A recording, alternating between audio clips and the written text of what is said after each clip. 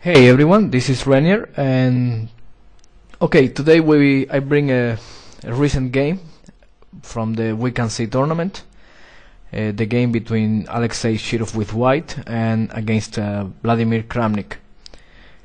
A Scotch opening, and let's get to that game immediately. First I have to flip the board. And here we go, e4, e5, knight f3.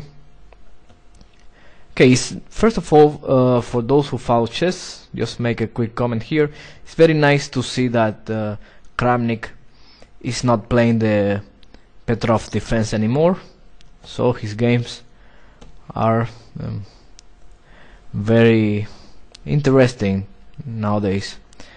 Knight f6. Knight f6 is the most aggressive continuation for black. The alternative to knight f6 is bishop c5, of course, but I believe that this is the most problematic move for white. B takes c6 and now e5, the only move to fight for an opening advantage. Then queen e7, queen e2, all main theory. Now knight d5 and then c4. Now black can play bishop a6, which leads to a complete different story of the line. Kramnik prefers knight b6. He played this move already twice in this tournament. Then after knight c3, bishop b7. This is getting interesting. Black's idea is, well, to castle queenside. It's not something that is completely mandatory. He can also try kingside castling with g6 and bishop g7, but also at some point black can try for c5 and d6, freeing the bishop and trying to get rid of the pressure from the e5 pawn. That would be a long-term plan. Recently Nippon Miyachi played against Karyakin in a match, and Karyakin preferred to play bishop a6, Karyakin with the black pieces, which I guess is also okay and is typical in this type of positions. Then after b3, castle, and now I believe that white played g3, which shouldn't be the best move. Perhaps bishop b2 and queenside castle is to be preferred, because now after f6 I guess that black was, if not a little better, at least equal. e6, queen takes on e6. The story about this position is that white has some compensation for the pawn. Black's pieces on the queen side, they look a little passive. The bishop on a6 doesn't play at all, also the knight from b6. On the other hand, white is down a pawn and there is no immediate compensation. Bishop h3, bishop b4. The a6 pawn is not even attacked after king b8. Castle, e5. I guess that black has no problems. Of course white has compensation, but nothing more. The game ended in a draw in the 30 moves. Alright, but let's get back to the Kramnik game. Then bishop b7. Shirov played bishop d2. It's not a theoretical novelty, but it's a move that it seems to be the main line. Earlier in the tournament, Nippon Miyachi with the white pieces against Kramnik preferred to play bishop f4, and then Kramnik showed a very nice idea by playing g6, h4, already a move that is not forced, a move that white can look for improvements, but I guess h4 is not really a problem. Perhaps queenside castle, bishop g7, queenside castle now, then kingside castle. And now black's counterplay is against the e5 pawn. I mean, after h5, Kramnik continued with rook e8, which is not only threatening to take on e5, but also it will proposing the immediate trade of queens, and black's pieces become very active. So rook e1 must defend the pawn, and then bishop a6 attacking c4, annoying the white pieces. Then queen e4, and now queen c5, and it seems like white cannot retain the c4 pawn. So after bishop g3, bishop takes c4, h takes, f takes, and now Nepomniachtchi found very nice move, that is knight a4. Still, white has nothing better than a draw. After knight takes, queen takes c4, he has the bishop pair for the c4 pawn, so that gives him good compensation, but that's it. I mean, rook h4, d5, queen c2, and now the trade of queens is forced. King takes, knight c5, and f3. Strange looking position, but is about equal. I mean, white is active. Position is about equal. Black has some problems to solve on the h file, for example. And okay, it continued like g5, rook g4, and rook f5. Then after bishop d3, knight takes, king takes, h5, rook h1, h4, defending the h5 pawn, and then f4, forcing more pawn trades. After king g8, bishop h2, the f4 pawn remains defended. Then c5. Those pawns look threatening, but white simply plays b3, and the pawns cannot advance. d4 leaves the c4 or e4 squares available. Besides, the d4 pawn is not going anywhere, and c4 is simply impossible. So after king f7, rook takes, king g6, bishop f4, the game vanishing to a draw 3 moves later. Okay, this was in earlier round. I think it was in the first round actually of the tournament. Alright, Shirov played bishop d2, taking the game into a new path, and okay, Kramnik played g6, faithful to his idea against Nepomniachtchi first, g6 and bishop g7. The other move that has been played here is queenside castle, but I believe that after castle, rook e8, f4, now f6. That's one of the advantages of playing bishop d2 over bishop f4, that white can support the e5 pawn by f4. Now e takes on f6, and now after g takes on f6, queen h5 with the threat of rook e1 gives white a pleasant advantage. I mean, black is forced to play rook d8, and after bishop d3, white is better. He's threatening rook h e1 or queen a5, very annoying moves. So I believe white is better there. The only improvement, I think, it is queen f7 in this position. This has never been played. The queen on e2 is attacked, and if f takes g7, bishop takes g7, I believe black is very active there. And now with the queen on f7, the white queen cannot go to h5 anymore, so it's worth a try, I would say, definitely. Okay, back to the game. Bishop d2, g6, knight e4, threatening knight f6. White cannot take, black cannot take on e5, of course. Now castle, queenside. Now Shirov played the first new move of the game. First new move, a4, with the threat of a5 and a6. Previously, f4 was the line on a correspondence game, but after c5, castle, bishop g7, h4 and d6, black obtained a good game. I mean, h5, white is threatening h6 on the next move, so black has to play himself. Knight f6, bishop takes, queen g4 check, queen d7. That move is very good. And then after queen takes, knight takes, he takes on f6. Apparently it looks like white is gonna get something out of this because of the bishop pair and slightly better pawn structure, but no, black is very active and has nothing to fear here. Bishop c3, rook f8,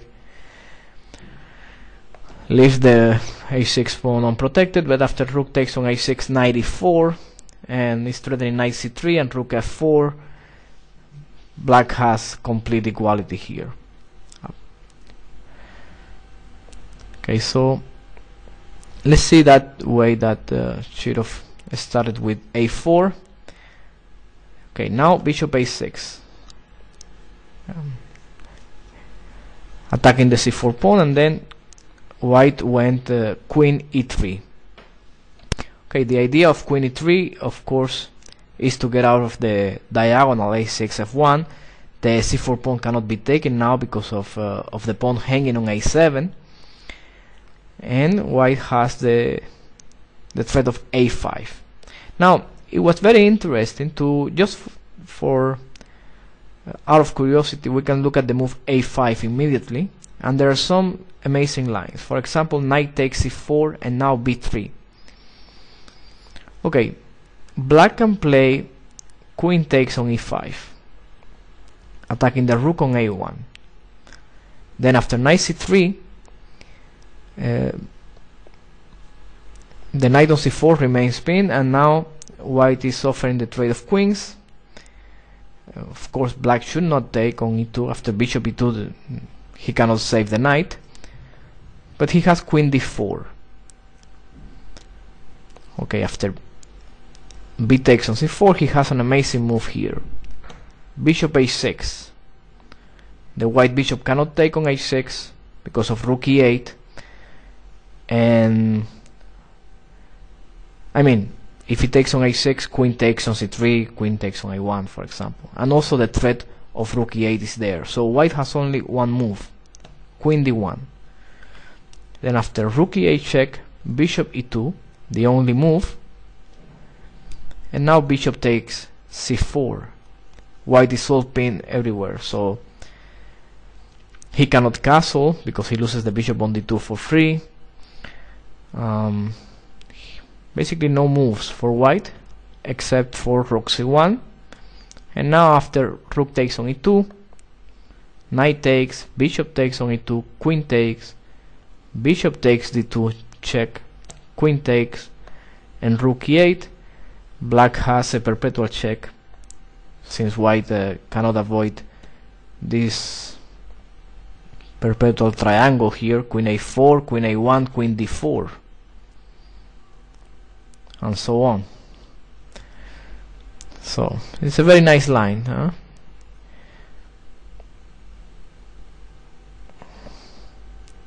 Alright, so back to the game. Chirov played queen e3, and now Kramnik played queen takes on e5, and the game becomes very sharp. Absolutely. I mean, when you see Kramnik playing like this, you discover a complete different player from what is often seen. His moves are very precise, very exact, and he attacks like I don't know, like any other well-known attacking player. It's really a pleasure to see this type of games by him. Bishop c3 now attacking the queen, and in a very dangerous diagonal, so Kramnik has to do something, and he goes bishop b4, pinning the bishop on c3 but also sacrificing his own bishop. Then after bishop takes b4, rook h e8, pinning the knight on e4. Black is down a piece. So alright, now Chirov played f3.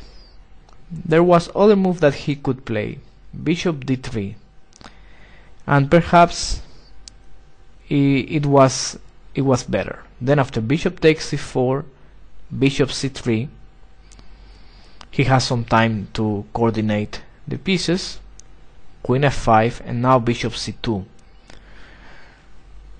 Of course, black will go after the knight with f5, knight d6 check, c takes d6, bishop f5, g takes on f5, and although white just won the exchange, we cannot say that he has any advantage. After king d2, rook takes on e3, f takes on e3. He doesn't have any advantage. The bishop on c4 is too powerful. Black central pawns are very solid. The white rooks don't have any activity. They don't have even the square f1. So, I mean, black has many plans: knight d7, knight e5, or knight d7, knight c5, rook g8, rook g4. But perhaps it was a defendable position. Okay, in the game, Chirov played f3 and now d5. Here we have another option for white. C takes d5, and now if bishop takes on f1, I don't see anything else for black. King takes on f1. I guess black must take on d5, and now a5. Okay, the idea is simple. If the knight moves, then queen a7 with good counterplay, I think. So d takes on e4 is the best, and after a takes on b6, queen b5 check. Queen e2, the best move, and now queen takes b4. Okay, in this crazy position, white should play queen takes on queen a6. It's a mistake to take on a7 because of king b7, and the a7 pawn is not going anywhere, and white still has some problems with his king. Black's next move is king a8, so black's king is safer than white, so it's better to not lose the initiative by and instead start with queen a6 check, and after king d7, b takes e7, king takes, everything is forced, then queen takes on a7 check, king d6, and now queen f7. The threat is rook a6, for example, or rook d1 perhaps. So black probably has to settle for a draw with queen b5, king g1, queen c5, with a repetition of moves. Okay, Chirov chose a more complex line. He preferred to play a5 immediately. Then after knight takes on c4, queen takes on a7. The bishop on a6 is hanging. So Kramnik plays queen takes b2. The bishop on b4 is hanging, the rook on a1 is hanging, the knight on e4 is attacked and pinned. So it's a good position to watch. Of course, white must play queen a6 check, and now Kramnik plays king d7, which is a very I guess it's an obvious move, but it's very important in my opinion, because black has choices. For example, he could play king b8. The problem with king b8 is that after bishop takes e4, rook takes on e4 check, pawn takes, queen takes on a1, king f2, queen d4 check, king f1, and now d takes on c4. Okay, the white queen is out of place, and the rook on h1, the king is too open, but white can simply take this pawn and allow a draw. Queen d3, king f2, queen c2, king f1, rook d1, bishop e1. Black has nothing better than just a perpetual check. So you can see that, okay, king d7 is very obvious, but also very ambitious, because black already had roads to get the half a point. So now Chirov plays rook d1, queen takes b4 check, king f2, and now comes another terrific move. Okay, it's the only one again, but still black must calculate. Rook takes on e4. Very nice idea. Eliminates the knight that covers the c5 square, so black can continue attacking the white king with queen c5 check. Then after king e1 is the only move. King g3 for example allows black to play queen e3, and after king h4 h5 with the threat of queen f4 and queen g4 mate. Then after g3 queen e4 check, king h3 knight e3, and black wins.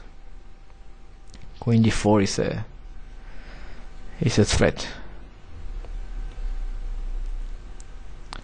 So king e1 is the only move. Now Kramnik repeats with queen b4, king f2, queen c5, king e1, but then he continues to play with knight b2.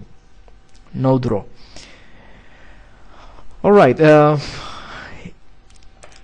it often happens that now when after repetition the other side, who is in the defensive side, the tendency is that he makes a mistake here and should have plays a bad move right now. The best defense was queen e2. Then after knight takes d1, queen takes d1, black has nothing to fear. He can take the a5 pawn for example, but also rook e8, queen d2, rook takes on e4, bishop e2, and now rook a4 threatening rook a1 and also rook a5. Black has nothing to fear here, but maybe, just maybe, white can defend this position. I'm not sure. I guess I want to think that he can defend it, but I really have no idea how. Black is very solid and can hardly feel that he's down a piece. Okay, but this was the best defense for white. Instead he should have tried to open the game, try to expose the black king as well. But the problem is that he opens the e-file, and also black is faster on the attack. Now queen c3 check. It was possible to play knight d1. Then if queen c6, this endgame isn't clear after queen takes, king takes c6, because the knight on d1 is protected. So probably black is better here. But just king d1, and black has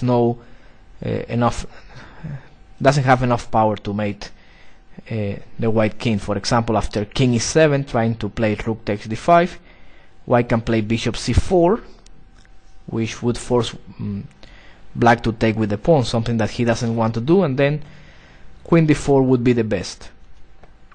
King c2, queen e4, king c3, queen e5, and again draw by perpetual check. Okay, but Kramnik played differently. He played queen c3, which is a good move. Rook d2, only move, and now queen c1. This is a strange decision. I mean, it was very simple and easy to see. Rook e8, bishop e2 forced. Now queen c1, only move is king f2, and queen takes d2, and there is no perpetual check, there is nothing. Queen c6, king d8, same idea as in the game. If d takes c6, king d6, and if rook b1, then rook e5, threatening rook f5 or rook a5, in both cases with a winning position for black. It's difficult to imagine how Kramnik missed this, because in the game he plays something that is similar, but there are some things different. Queen c1, king e2, rook e8, king f3, queen d2. Okay, now queen takes on c6, king d8, queen f6, rook e7, and this is the critical position, perhaps the last position in which white could could save his game. Chirov played king g4, which is an amazing move. In such difficult position, that move king g4, so such exposed king is hard to believe. Instead, king g3 was probably better. Then after knight d1, white has bishop b5, which is a great move with the threat of queen h8. Checkmate. So queen e3, king h4, and probably black has nothing better now than queen e4 and queen e3 with a perpetual check again.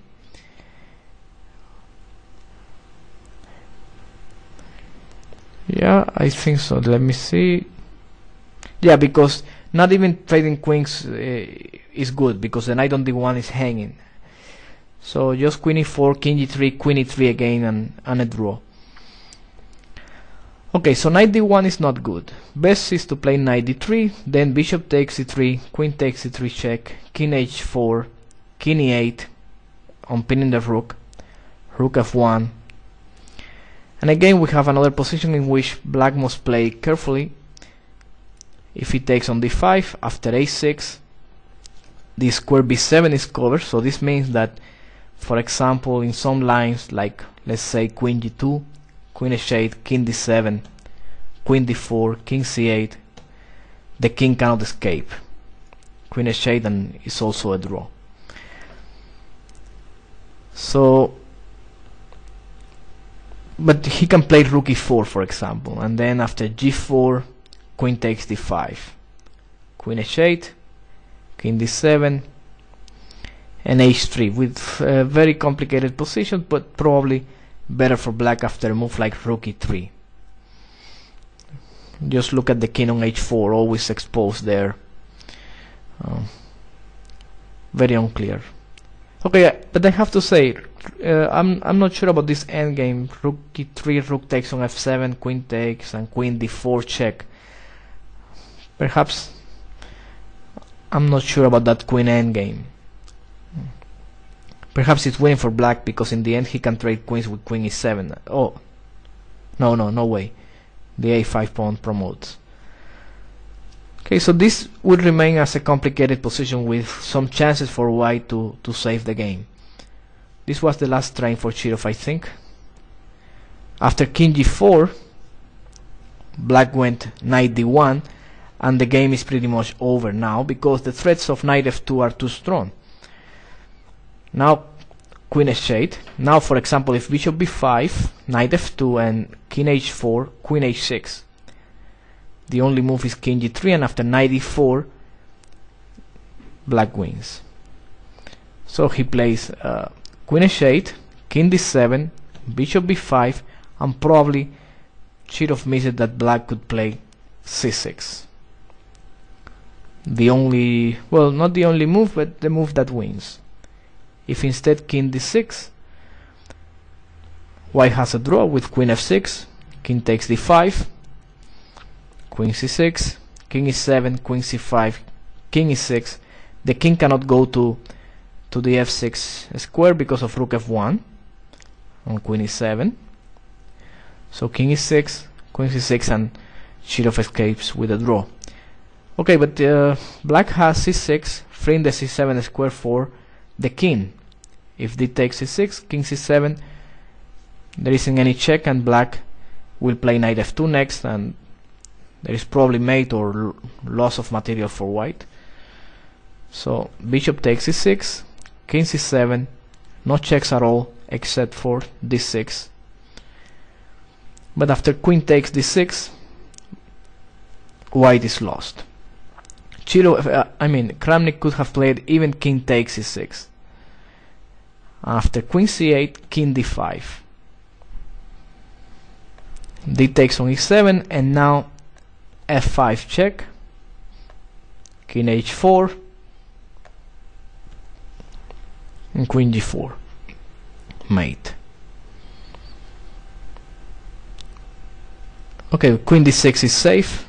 In a position like this, neither side wants to risk anymore, so this is the safer move.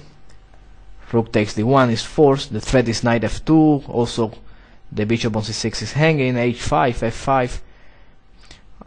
So rook takes d1, queen takes d1, and the game is now just lost for Chirov. After bishop f3, h5, king d3, queen e1. Now everything we check until black gets something clear.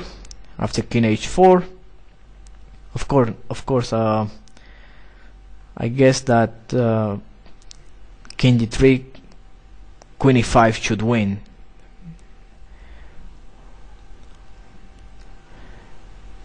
Or queen d6 also, maybe. So king h4, and now g5. This is a very nice move, very nice idea. After king takes g5, queen g6, king f4, and now f6. Chirov resigns here. The threat is queen g5 mate, and just when white plays h4, then rook e8, the queen is trapped, and after queen takes on h5, rook e4 check, bishop takes on e4, and queen takes on h5. Okay, this was perhaps the best game, well, not the best, but very interesting game of Kramnik winning with black against a player like Chirov. And I hope you enjoyed the game as well as I did. And okay, thanks everybody for watching. I'll see you again on the next